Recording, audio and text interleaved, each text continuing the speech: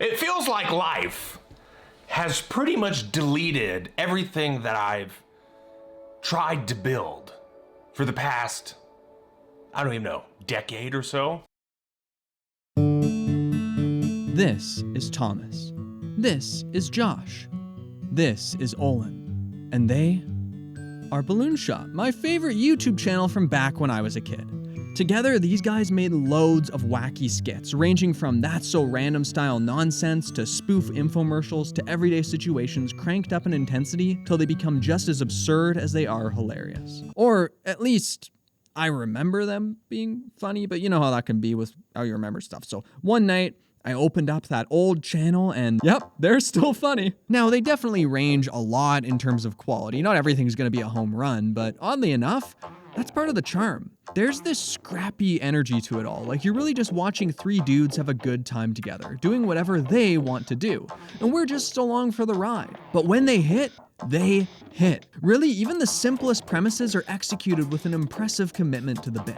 Take Josh running from melons. In this one, Josh runs from melons. But if there's one thing Josh is great at, it's taking a beating. This seriously looks like it hurts, and that's consistent across their catalog. If someone needs to look like they're getting beat up, well, Josh is there. Even making something as simple as tripping on a Christmas tree looks so convincing that I couldn't help but laugh. On the other end of the spectrum, though, there are the skits that commit to a full-on narrative, like the Life of William Buxton. This is William Buxton, a kind, unassuming young man with a gentle heart.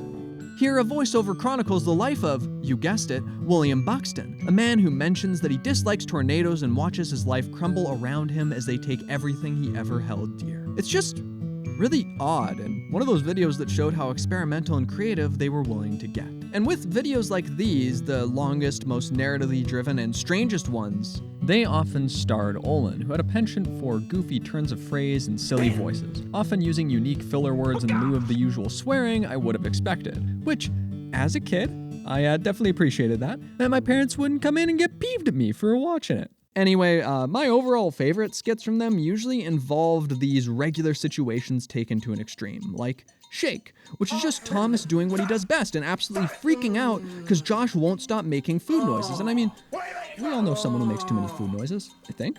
Or Oreo, where some dudes debate over their favorite way to eat their sandwich cookies. As usual with comedy, it can be hard to describe what exactly is so funny, but even something as simple as Thomas eating the Oreo, man, it just cracks me up. His acting is freaking hilarious, and if they ever needed someone to play an overconfident jerk, he was there, hamming it up. Stuff it. Same goes for a soft-spoken fellow, an angry interviewer, or really anything. Thomas was just a really solid comedic actor. It's probably not a coincidence then that a lot of the one-liners that stick out in my mind are from him. And man, Balloon Shop has influenced my language more than I care to admit. Quiet down, my sweet feather. Hey there. You are a magical kingdom. Hey, bro.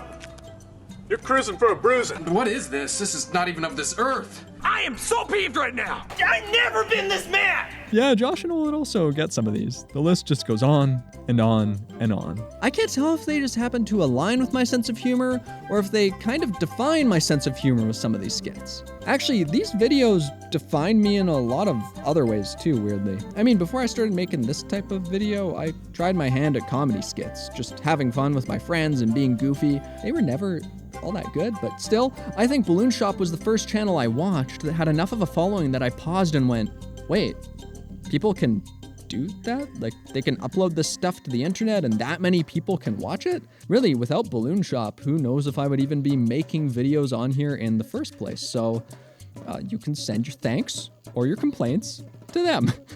But of course, all good things come to an end. Eventually, for whatever reason, Balloon Shop stopped posting videos.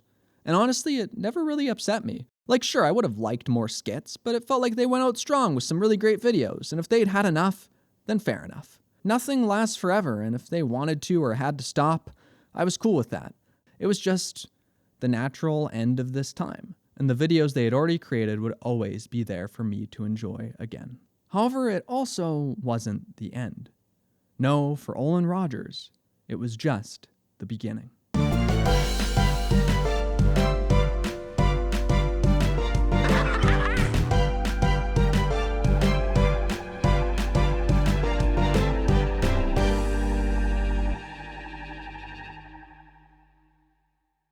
Hey, Lord! Ah!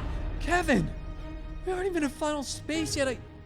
What's wrong with your voice? What? This is how I always sound. No, it's no crap. Ben! Is that you? Ben? Ben who? Ben 10. No, I'm Kevin. Kevin 11? No? Anyway, I got a sponsorship lined up for you, buddy. Wait. Imagine a world full of gods and warriors as far as the eye can see, with legends of myth and might and heroes straight out of Asgard. Do you know what game I'm talking about? You did not. It's Raid Shadow Legends. Kevin, you bag of crap. Raid is currently in the middle of their biggest event ever, the Asgard Divide. We've got Loki, Thor, Freya, and Odin as champions you can collect. Isn't that exciting? And everyone can get the legendary champion Loki the Deceiver for free. All you gotta do is log into Raid for 7 days between now and October 23rd, my favorite day. And if you keep logging in for 7 more days after that, you'll get more rewards. And after that, guess what? More rewards? Whoa! How'd you know that? Anyway, you can enter the time-limited event dungeon. On your very first outing, you'll already need to battle against the almighty Odin Feyfather. But the event's only running till November 22nd, my second favorite day. So if you're a new player and you click my link below just by logging in for 7 days, you can get Loki for free. So click that link and get up to $60 worth of items free. Come find me under the name KevinBot. Join my clan and then we'll be winners together. See ya in the game, buddy. I'm... Bye-bye.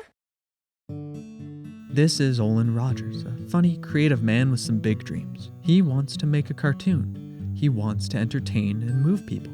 He has a cat named Starscream. He has a successful YouTube channel, and his friend Thomas even helps him sometimes. He's got a dessert shop where he can meet up with fans. I know, he's got everything going for him. Compared with Balloon Shop, there's something different about Olan's stuff. Like, the comedy is often similar enough, featuring the same snappy cuts, twitchy editing, loud yells, lack of swearing, and so on. But there are also these other projects, these lengthy, complete episodes or abstract skits that are hard to even understand. While watching these, it quickly became clear that Olan had an interest in using YouTube for serialized storytelling, creating a series of series, multiple separate sets of episodes that really combine together to create a cohesive story. And as Olan himself has said, this was his goal, to become better at storytelling specifically. To be totally honest though, these videos never quite connected with me as much, and neither did his storytime stuff. Not that there was anything wrong with them, it just wasn't my cup of tea. Going back to his stuff now though, man, some of this is really ambitious. The effects work, the shot composition, color grading, and compositing on some of these episodes of Pop Rocket it's just, I mean, give this man a full budget. For someone to do this for a YouTube video, especially all those years ago without some bloated budget, it's wild. So yeah, I could definitely still respect what Olan was doing. And I kept tuning in here and there out of an idle curiosity. But at a point, I just kind of forgot to keep doing that. Until eventually, I forgot he was making videos at all. But then one day, I saw a trailer for a show called Final Space. And who was the creator? Well, it was none other than Olan Rogers. Mayday, Mayday, command starbase. This is Gary Space. Astronaut, Space Explorer. Command, I seem to have crash-landed on a distant exotic planet of some kind. This is Gary Space, a now unlisted cartoon pilot uploaded to Olan's YouTube channel in 2010. Beyond the clip I just showed, there really isn't much to say. What you see is what you get. A sketchy little comedy skit mostly made up of still images or simple movements, clearly born of the desire to make a cartoon, rather than the capability to currently follow through on that feat. And I don't mean that in a bad way exactly. Animation is hard, time-consuming, and usually expensive. But instead of waiting for all the stars to align, it's often better to put something out there, take a first crack at it, and keep trying from there. This is Final Space's pilot, uploaded to Olan's YouTube channel in 2016. Yep, 6 years later, and it looks like this. Quite the glow up, I'd say. A full 7 minutes of complete animation, but still unmistakably Olan Rogers in its sense of humor. The silly phrases, the goofy delivery, the exaggerated back and forths. But along with that, there's a strangely tragic tone as the protagonist Gary holds his dead friend Avocado's body, all while asking that his ship's auto-destruct sequence be changed to something more pleasant, to a countdown till the cookies in the oven are ready. Rather than being a pilot that could serve as the actual beginning to a story, it more so feels like a proof of concept, or a way to get people curious how we got to this point. However, more than even the pilot itself, Olan's reaction to it connects with me. See, he uploaded his initial viewing, staring at his phone screen until he's brought to tears. And it's easy to understand why. While to me, these are two separate videos uploaded 6 years apart, I think it's more so that Final Space's true pilot was 6 years in the making, whether directly or through Olan honing his craft. As Olan wrote in Gary Space's description, "First cartoon I've ever made. Give it a chance. Just like with every cartoon, they get better with time. I've always wanted to make a cartoon since I was a kid." And this is a video of that kid turned into a grown man seeing that dream become real. And it was about to get even realer real fast. Conan O'Brien quickly took notice of the project. Then, within a couple months of the pilot's release, Olan was out in LA, with showrunner David Sachs joining the project to help guide Olan through the TV creation journey. Pitching the show to a room full of executives, he started working on the season 1 run-through. By the year's end, Final Space had been picked up by TBS, following what senior vice president of the company called a genuinely funny and oddly heartfelt pitch, and one that he was not alone in wanting to buy. According to him, all of the networks in the room bought into it. Somehow, Final Space was in the perfect position to become a success. As Olan himself said, "Things are getting so crazy right now, but I feel like it's the calm before the storm." The first episode of Final Space shows a ton of promise. Right away, it has a certain atmosphere that I really didn't expect. This longing, melancholic tone to it as a lonely piano plays out in the vastness of space. The backgrounds and shot composition beautiful and evocative, making Gary feel small and insignificant in the face of it all. It goes a long way in selling Gary's isolation and pain, trapped so far from the rest of the world as he waits out his 5-year prison sentence. There's a real sense that he doesn't belong here, that he's losing his mind, with the wild, wacky, detailed, and exaggerated character animation smacking you in the face with his personality. I mean, the ship's artificial intelligence, Hugh, won't even let him get a cookie. How wouldn't you go crazy? Never mind the fact that he's getting perpetually tortured by Kevin, the robot who's meant to keep him sane during this time, but instead drives him even more crazy. And all of this added together makes it entirely believable that when he confronts an alien creature, another true living organism, for the first time since his sentence began, he's willing to put his life on the line to protect it. And all of this is wrapped up in the exact type of Olan Rogers humor I expected. All of the stuff that made his skits unique and entertaining. From here, the central premise keeps things moving at a steady clip, because Mooncake is actually a planet-destroying superweapon, and now Gary needs to keep him away from a villain who wants to use his power to open the equally mysterious and dangerous Final Space. It's a solid introduction to the series. But I have one problem with all this. Gary is annoying. In and of itself, I don't even mean that as a critique. It's just kind of a key character trait of his, and that could be fine. In fact, I found it mostly enjoyable in the first episode. The show does a good job of justifying it through its presentation and premise. Well, mostly. I do think it's a bit unfortunate that he acts super similarly before he's locked away too. If he were markedly more composed and controlled at this point, I think it would have gone a long way and made this change feel more emotionally compelling, but I'm getting off track here. Anyway, it's only when other characters are introduced that things really start to fall apart for me, and that's because the way they react to Gary feels really inconsistent with how I view him, and honestly, their own view of him too at times. Like how he quickly befriends this bounty hunter Avocado, who was sent by the ominously named Lord Commander to get this alien mooncake. Now, the reason he ends up liking Gary is because Gary truly has his back, even going so far as to help him get his son Little Kato back from this villain. And I get that, I really do. But there's a difference between heroism and likability, and sadly, when I think of Gary, I don't think of his heroism first. I think about how he won't take accountability, how he has to make everything a joke, how his moment-to-moment obnoxious quirks undermine the emotions of otherwise well-done scenes. This is even worse with his love interest Quinn, who can't stand him for most of the show's runtime, even going so far as to beat the crap out of him at one point. But then she turns around on him once she watches the various videos he recorded for her while he was locked up. And while I get finding this somewhat pitiable or endearing, could go either way, honestly, I can't really get behind it as the basis for a romantic relationship that's going to be absolutely key to this show's emotional core. Of course, none of this is to say that Gary doesn't have strong characteristics or moments. For example, there's this flashback sequence about his father as he's getting burnt by a star and hallucinating. The presentation here is divine. You can feel how small Gary is in the face of the cosmos, but also in the face of his past trauma. It is such a strong image. On top of that, the whole premise of the show is just that he'll do anything to protect Mooncake. And these surprisingly tender moments between them, man, that's where I got a look at the genuine heart of the show. Sadly though, for me, that couldn't overwrite the way he often acted moment to moment. Like when Avocado was telling him about how the Lord Commander tried to make him shoot little Kato, and he's saying this. Oh, that's pretty dark. Like midnight dark. Like the darkest of the dark. Like super dark.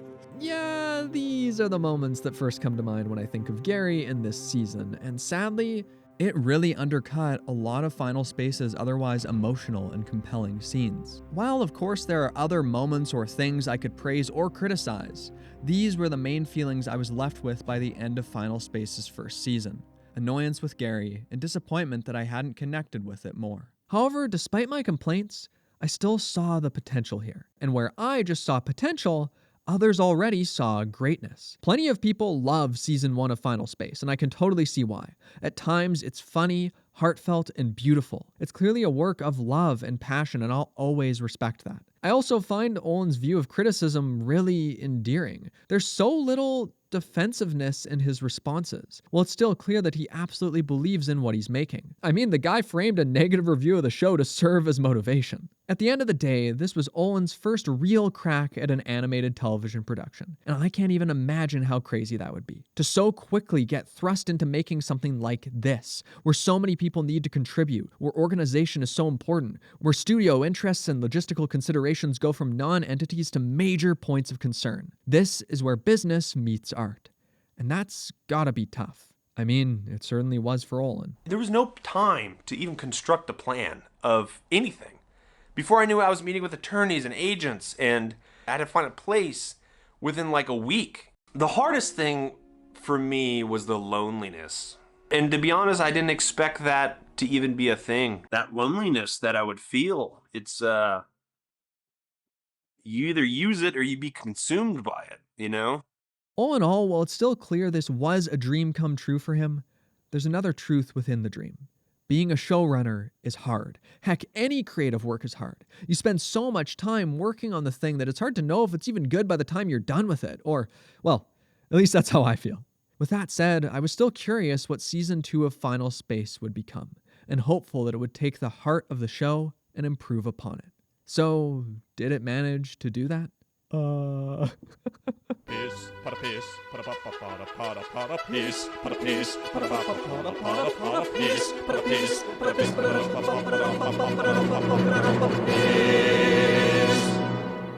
Yeah, Season 2 of Final Space is, different. The humor has seen the most obvious change. While the first season certainly had its share of dark moments or jokes, there was an overall empathetic tone to it.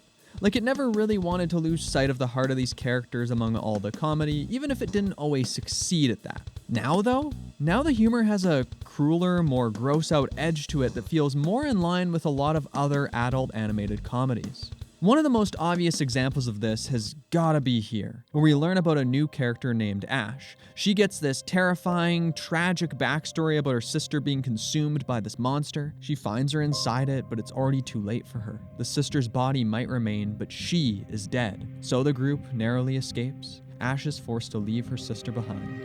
And... Ow!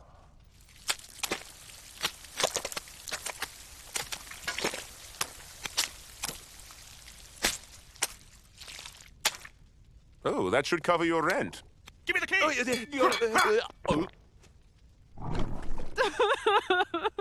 Wow, they really do bounce forever. Hooray! yeah, I mentioned the problem with Avocado's backstory and Gary's reaction to it in Season 1, but this is still different. Now most of the other characters just seem flat out indifferent. And it gives the vibe that the show is too. Later, there's this whole B-plot following a guy who's nervous about getting married, but some of the characters join forces to convince him he should go through with it. So they accidentally push him out of the ship toward his bride and... He isn't coming! Wait, I'm coming!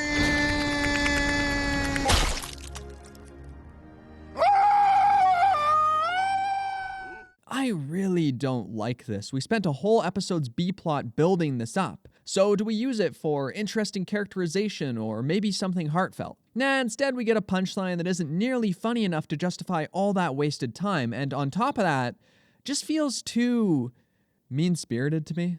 Overall, the second season has a general problem where it's like the show has been split in two. Now we have the usually serious A story involving a tragic story for one of our heroes, while the B story focuses on comedic hijinks. Unfortunately though, I found that the nature of the comedy actively detracted and distracted from even its most heartfelt scenes. There's just this stop and start, unfocused nature to everything, and I struggled to even find some sort of basic thematic through line between the A and B plots. Speaking of the plot, at the end of the first season, Gary completely failed. The Lord Commander got mooncake, final space was opened, the Earth was pulled inside, and Quinn sacrificed herself to close the rift, because that way, at least there was a chance she could save Gary.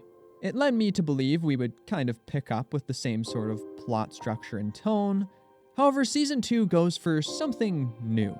Where before the premise facilitated a fairly fast-paced serialized story, now Gary's on the hunt for 5 magical MacGuffins that will open the way to final space. A structure which is used to make the show more episodic, which in and of itself isn't bad, but the opening of season 2 is really disappointing. See, all of season 1 was building toward this scene, and so season 2 opens with Gary happening to get picked up by a garbage collection ship and reuniting with all of his surviving companions from season 1, except Quinn. And it's good that Quinn isn't back so quickly, but even so, I don't know. I just expected us to sit with Gary alone for a bit longer before he found Little Cato, Hugh, and Kevin again.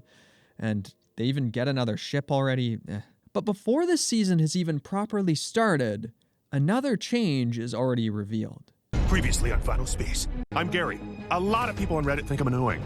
Well, I guess they have a point. That's right. In what seems to be an effort to address criticisms, this traumatic event is used to develop Gary, making him more of a reserved straight man now, which I would have expected to like better, but again, I don't know. I think we just went back to the status quo too quickly for it to really sink in. Like, don't get me wrong, I appreciate that they toned it down a bit. Maybe for some people, Quinn being gone is enough of an additional carryover from the prior season for this to hit, but I guess I just didn't care enough about their relationship for that. And it made me a bit nervous about what else the show would quickly undo.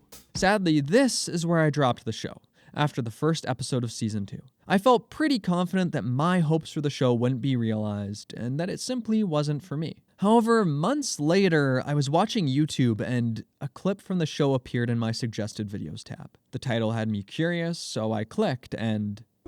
Hey son. What's up, Dad? Did you get it? Got the last piece? Attaboy. I'm proud of you.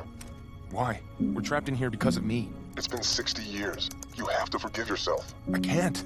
You're a Cato. They don't mope. They do. You made a mistake, son. Now stop beating yourself up. This scene totally got me. It's everything I had hoped Final Space could become. It's so tragic. A little boy unable to come to terms with his father's death, even after growing so much older. And now he acts out his role for him in a vain attempt to convince himself that he is okay, that he's someone worth being proud of. And yet that hesitation sets in as he types the most important words. I believe in you. Like, wow, just, wow. So, I went back.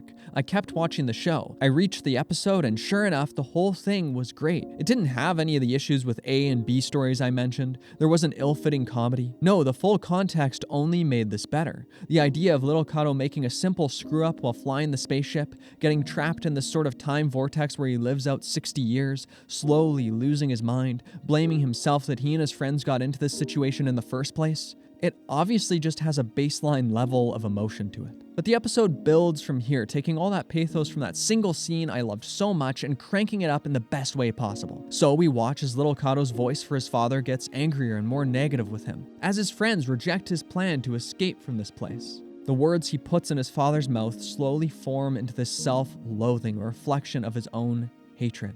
And then there's the episode's final twist. All of these people, they are also figments of little Kato's imagination, and that only makes this episode better. Because now every character interaction, whether these friends believed in his plan or not, serves as an expansion of those false conversations with his father. Another representation of his internal struggle to believe he's worth something. Finally though, Gary and the others managed to save him, even reverting his appearance back. But maybe they didn't truly save him. After all, little Kato still remembers everything that happened to him in there. And I was pumped to see how he was going to adjust back to normal life following something so uniquely awful. And the way he adjusts is that he just does. Yep, this barely comes up again, and little Kato is more or less acting the same as he was before. And sure, I get the season is more episodic, but it still has an overarching plot and continuity. In the end, this doesn't ruin the episode, but it certainly makes it less compelling in retrospect. Really, much like with how season 2 itself started, the show is just too quick to return to the status quo. And sure enough, it would happen again soon.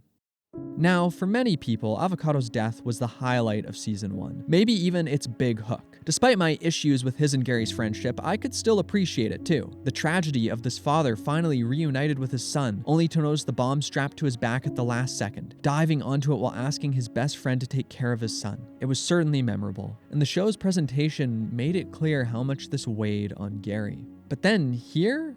Avocado comes back to life. Now, it would be one thing if this was part of some long-running plot, something we built to over many episodes with the hero slowly coming up with a plan or gathering pieces for this, but no, they just happen to fly into a creature who sends them back through time and they go and get him in the span of a single episode. Yeah, I hate that.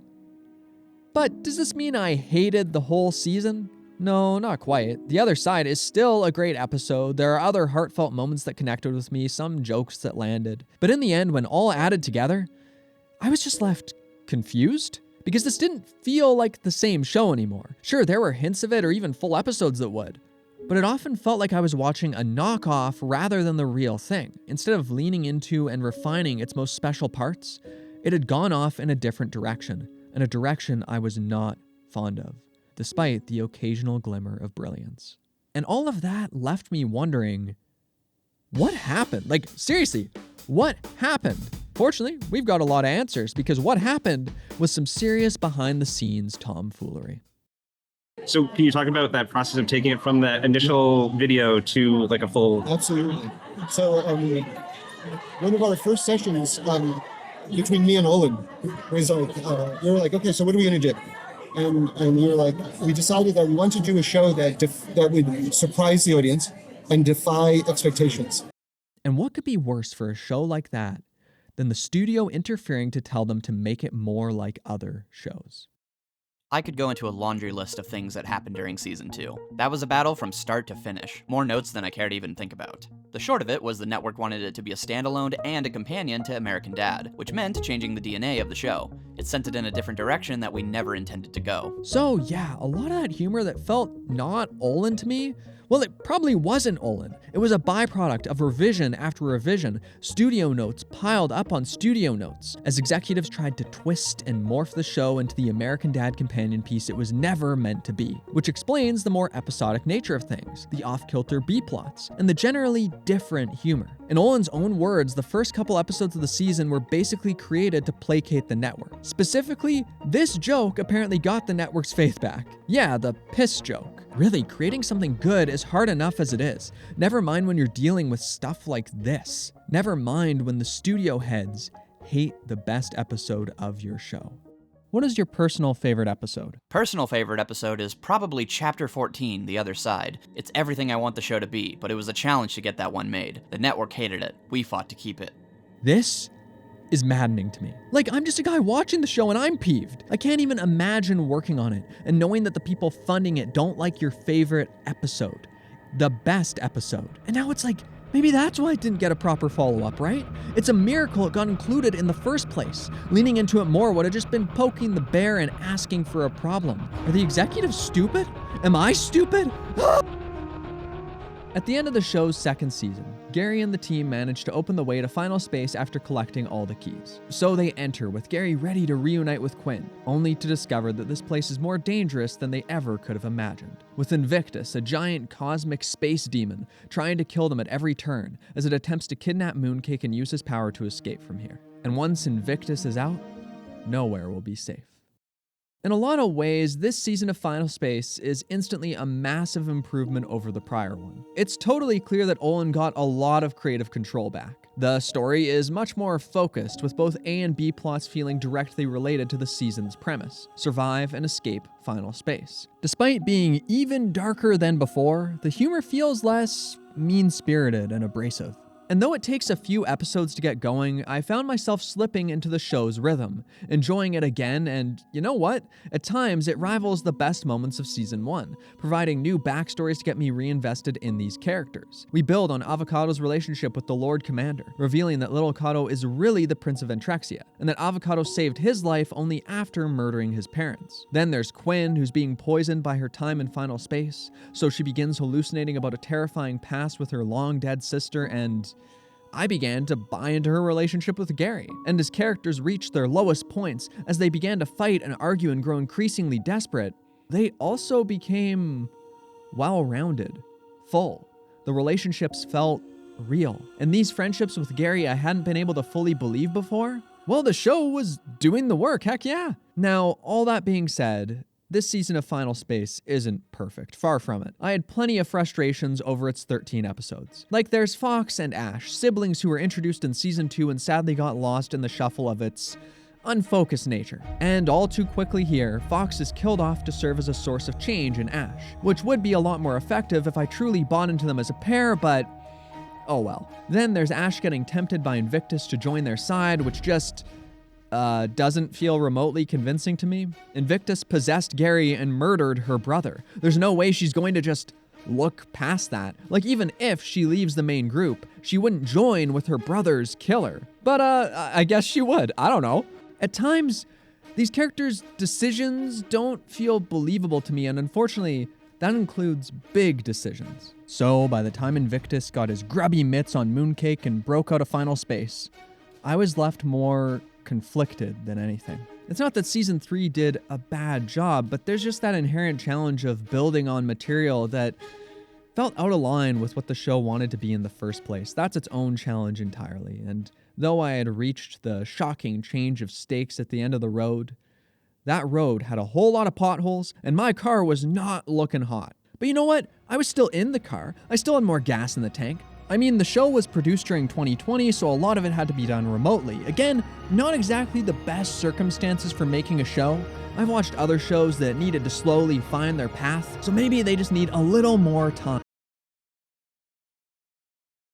It sucks when a show gets canceled, especially when it doesn't get a chance to have an even remotely satisfying ending. For fans, it's just awful to know that, outside of some miraculous return, this is it. It can feel invalidating, frustrating, and genuinely make you a bit jaded about serialized television going forward. And Olan's videos around this time hurt. Even before the show's cancellation, it's clear that life is dealing him an awful hand. My family has been having a lot of severe health issues. Starscream died. Yeah. Neighbor's dog killed her. Yeah, so the beginning of this year, a tornado destroyed the soda parlor. 7 years, I've had that open. It's gone. Even from the outside looking in, this all starts to feel absurd. Like the world is out to get him, like that ridiculous skit from way back in the balloon shop days has become reality. This is a video of a guy coming to terms with the fact that he's lost many things he loves and that he can never get back. And as a fellow cat man, like, this video's rough. It genuinely made me tear up. And yet, Olan tries to look on the bright side. If you're moving, you're living. Whether it's up or down, bad or good. You know, you just gotta keep moving. The bad times should make you appreciate the good times. That's how I find a way to convert it, you know? I have an amazing family. And for 10 years, I had a thundercat. A larger-than-life pet. And for 6 years, I had a soda shop. I got to meet so many of you. I got to hang out. I got to connect with people. Those chapters are closed. But it doesn't mean I can't flip back and read it and experience it, you know? It doesn't mean that. It doesn't mean that they're just done, that I'm going to bury it under a tomb. But this video, like I said, it was uploaded before the show was even canceled. And so Olan put out another video about that, and let's just rip the Band-Aid off, okay? There's going to be no more Final Space. I put all of my heart into this show. I did. And maybe that's why it hurts so much. I would love to put an ending to this. And if the opportunity comes years from now, I'm there. Let's go. Like, what do you need from me? I mean, I think about how it ends all the time. All the time. At least once a day. So as the lights go out on Final Space, I just want to say thank you to all of you, to the animators, to the artists, to everybody that was a part of this thing, the crew, just even TBS, everybody that breathed life into Final Space. Thank you. Thank you so much for just watching, for caring, for supporting the show in every which way you did. It means the world to me. yeah, this one hurts too. You can tell how much it destroys him, and how wouldn't it? All these years of work to land on this, to end here. This was supposed to be a story about hope and connecting with people and finding something to live for even in the worst of times, and it had to go out at this point, at the worst point. It's tragic. Tragic to think that someone can give their everything for something and still have it just not work out. And yet, Olan still carries that optimistic spirit with him. That view that, hey, maybe something will come of it in the future, and if not, the show is still there. Those words he said a year ago still ring true. He still needs to keep moving. Sure, the chapter might have come to its end too soon, but it still happened. You can still watch Final Space, still experience it, still enjoy it. Olan and everyone else who worked on it, they created something that never could have existed without them, something that plenty of people loved, and that deserves to be celebrated. That deserves to be remembered. That deserves to be remembered.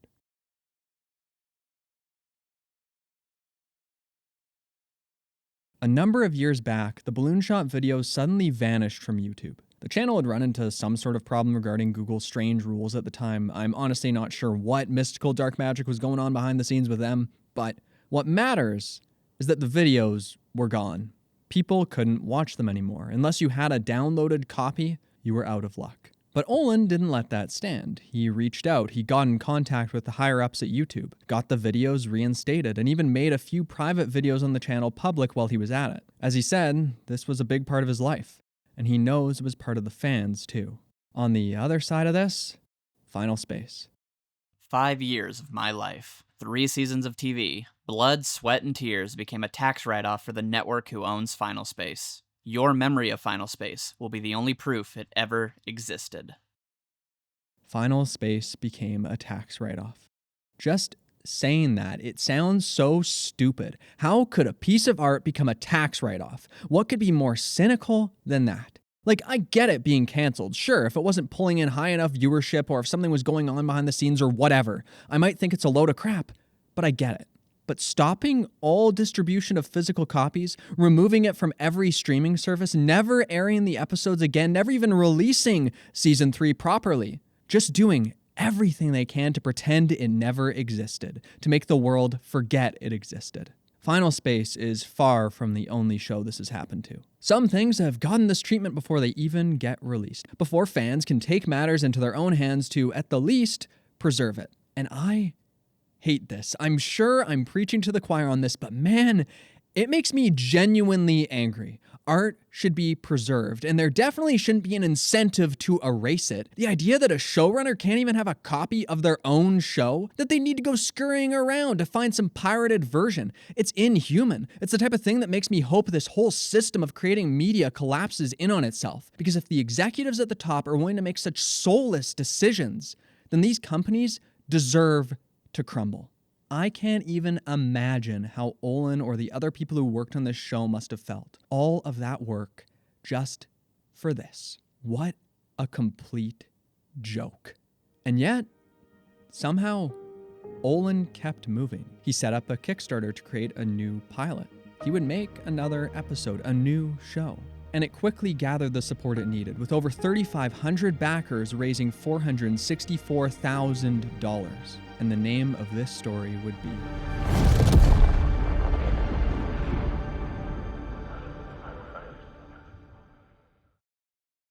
As far as I'm concerned, Godspeed is an absolute triumph. First off, it's not a 6 or 7 minute proof of concept. No, somehow it's a full-length 24-minute episode. In and of itself, that's just nuts to me. Animation is notoriously expensive. I have no clue how this was made with fan backing alone. It blows many studio-headed productions out of the water. Right off the bat, the art style is beautiful. Where Final Space invited comparisons to Rick and Morty and the like, this is far more Carmen Sandiego. And though the characters feel more reserved here than in Final Space, they're equally emotive and relatable. The atmosphere Olan and his team managed to craft with the music, sound effects, and shot composition is truly immersive.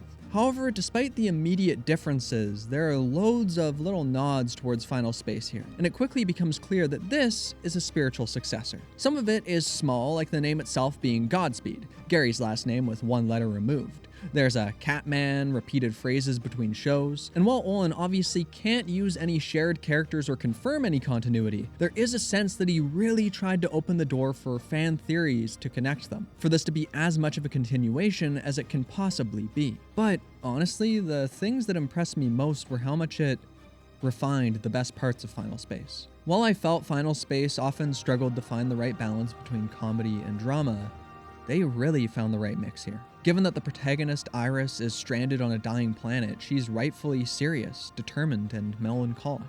Sometimes things get dark in a very grounded way. However, her robotic companion, Bowie, is always there to provide some levity, but it's never in an annoying or distracting way. There's just a sense of genuine optimism and hope to his character, which creates natural comedy between the two of them and a great contrast with the rest of the world. Plus, Olan's voicing Bowie, and he's great. A lot of people had critiques for his voice acting in Final Space, and I definitely think he's improved here. He fits right in. However, above all of that, the thing I have to praise the most is the heart of the episode. The heart of Iris's character as she navigates this post-apocalyptic wasteland, and how much her words connected with me. I'm not scared of dying. I'm not.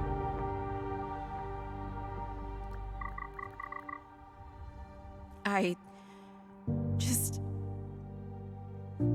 don't want to be forgotten.